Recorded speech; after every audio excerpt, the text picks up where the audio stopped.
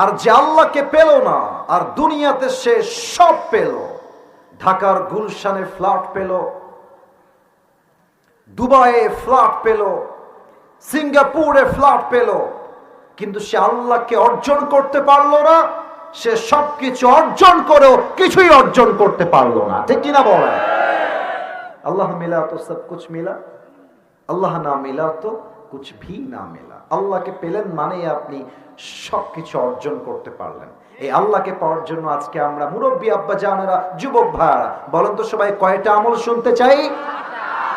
এক নাম্বার আমল হলো আল্লাহ রাব্বুল আলামিন 30 নাম্বার পারার মধ্যে বলেছেন, যেই বান্দা আমি আল্লাহ রাব্বুল আলামিনকে পেতে চায়, প্রথম শর্ত বান্দার জন্য, you have to clean your heart. আত্মার